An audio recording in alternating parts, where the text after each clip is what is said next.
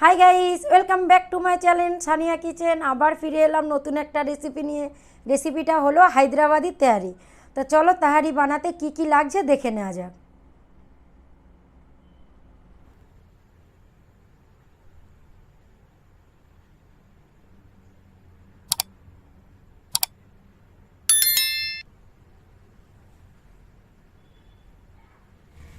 বন্ধুরা, তোমরা তাহলে দেখে নিলে তাহারি বানাতে কি কি লাগছে। তাহলে চলো বানানো যাক।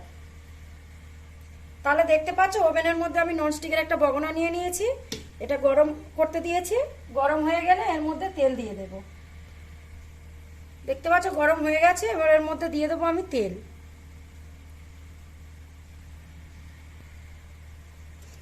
বন্ধুরা, তোমরা দেখতে পাচ্ছ আমার তেল গরম হয়ে গেছে।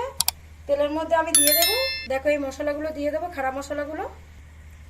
তেল গরম হয়ে গেছে, এখানে আমি দিয়ে দেবো খাড়া মশলাগুলো। এখানে আছে তেজপাতা, সাজিরা, ফুল, তারপরে লং, এলাইচি, কালো মরিচ, তারপরে এখানে আছে দারচিনি। তেল গরম হয়ে গেছে, এগুলোর মধ্যে দিয়ে দিলাম।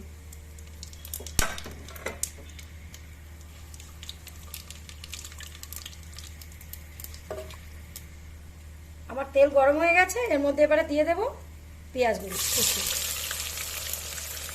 আমি এখানে তেল নিয়েছি, আমার যেহেতু মাংস আছে 750 গ্রাম, সেই পরিমাণে তেল দিয়েছি আমি। যে যেমন তেল খাও তেমন দিতে পারো। এটাকে এবারে লাল লাল করে ভাজতে হবে। তোমরা দেখতে পাচ্ছ আমার পেঁয়াজ লাল লাল হয়ে গেছে। এর মধ্যে দিয়ে দেবো আমি আদা রসুনের পেস্ট। এটাকে দিয়ে আবার নাড়াচাড়া করতে হবে। তোমরা দেখতে পাচ্ছ আদা রসুন দিয়ে একটু নাড়াচাড়া করে নিয়েছি। এর মধ্যে দিয়ে দেবো আমি মাংসগুলো।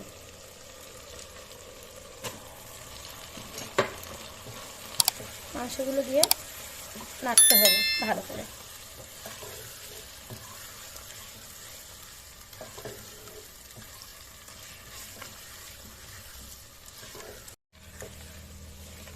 তোমরা দেখতে পাচ্ছ মাংসগুলো দিয়ে আমি একটু ভালো করে নাড়াচাড়া করে নিয়েছি। এর মধ্যে দিয়ে দেব লবণ, স্বাদ মতো লবণ।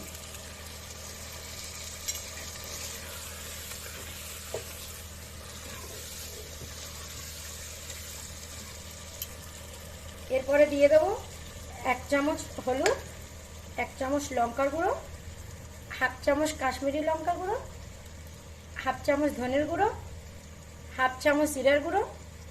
আবার ভালো করে নাড়তে হবে, নাড়াচাড়া করে নিতে হবে।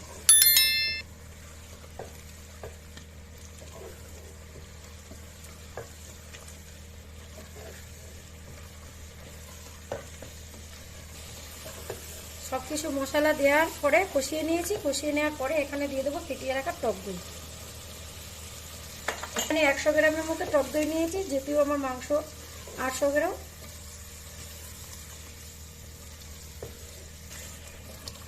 তোমরা দেখতে পাচ্ছ মাংসটা আমি ভালোভাবে কষিয়ে নিয়েছি। দেখো আমার ধার দিয়ে তেল ছেড়ে দিয়েছে, সাইড দিয়ে দেখে নাও কত সুন্দর দেখতে লাগছে।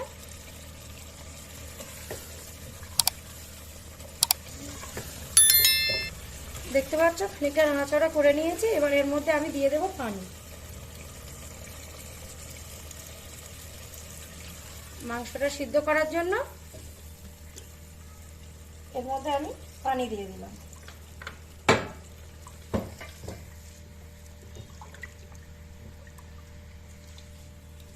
তোমরা দেখতে পাচ্ছ আমি পানি দিয়ে দিয়েছি। এবার এটাকে আমি ঢেকে দেব, আধা ঘন্টা হতে দেবো। বিছখানে বিছখানে আমি নেড়ে দেব। তাহলে দেখতে পাচ্ছ এটাকে আমি ঢেকে দিয়েছি।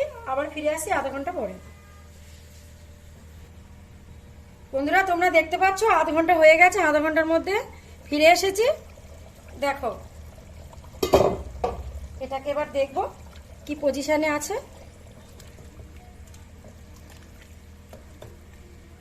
আমার মাংস রেডি হয়ে গেছে। এটাকে আমি এবার একটা বড় বগনায় ঢেলে নেব, কেন আমি মাংসটা কষানোর জন্য এটাই নিয়েছিলাম। তোমরা দেখতে পাচ্ছ মাংসটা আমি নামিয়ে নিয়েছি। একটা বড় বগনা বসিয়ে দিয়েছি, ওর মধ্যে আমি দিয়ে দেব মাংসগুলো।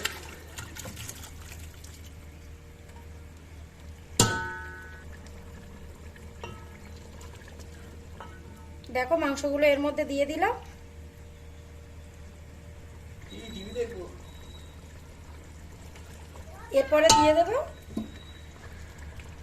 এরপরে দিয়ে দেব টমেটো,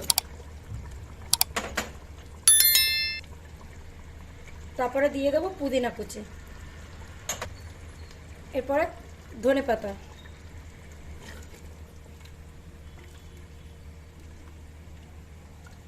দিয়ে এটা হালকা করে নাড়তে হবে।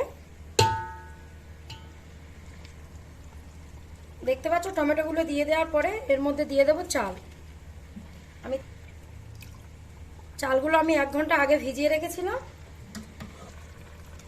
তোমরা দেখতে পেলে চালগুলো দিয়ে একটু নাড়াচাড়া করে নিলাম। এর মধ্যে দিয়ে দেবো কেটে রাখা আলুগুলো দিয়ে আর একটু নাড়াচাড়া করতে হবে।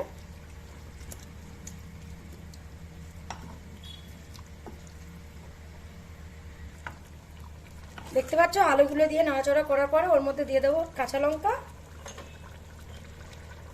আর 1/2 চামচ গরম মশলা গুঁড়ো।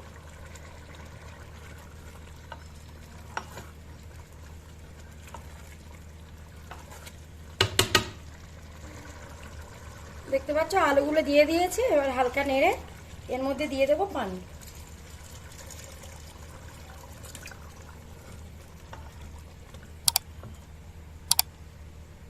দেখো পানিগুলো দিয়ে দিয়েছি। এবার এটাকে আমি ঢেকে দেবো, 1/2 ঘন্টা দমে দেবো এটা। তাহলে দেখতে পেলে পানিটা দেওয়ার পরে আমি ঢাকনাটা দিয়ে দিলাম, 1/2 ঘন্টা দমে রাখবো। 1/2 ঘন্টা পরে ফিরে আসছি। চলো বন্ধুরা, 1/2 ঘন্টা হয়ে গেছে। 1/2 ঘন্টা পরে আবার ফিরে এলাম।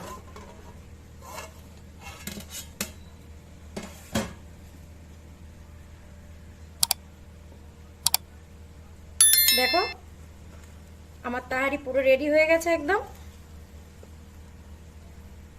কত সুন্দর ঝরঝরে হয়েছে দেখে নাও।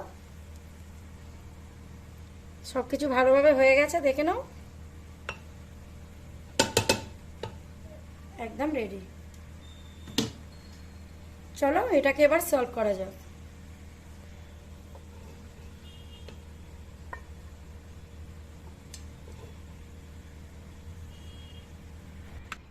তোমরা দেখতে পাচ্ছ আমি তাহারিটা সার্ভ করে নিয়েছি, দেখে নাও কেমন দেখতে লাগছে।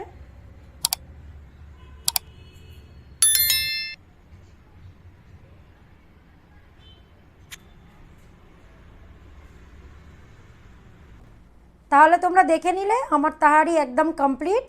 তার ভিডিওটা যদি তোমাদের ভালো লাগে লাইক কমেন্ট শেয়ার করো, আর ভিডিওটা সাবস্ক্রাইব করতে ভুলবেন না। আজকের ভিডিওটা এখানেই শেষ করছি, আবার দেখা হবে অন্য কোনো রেসিপির সঙ্গে।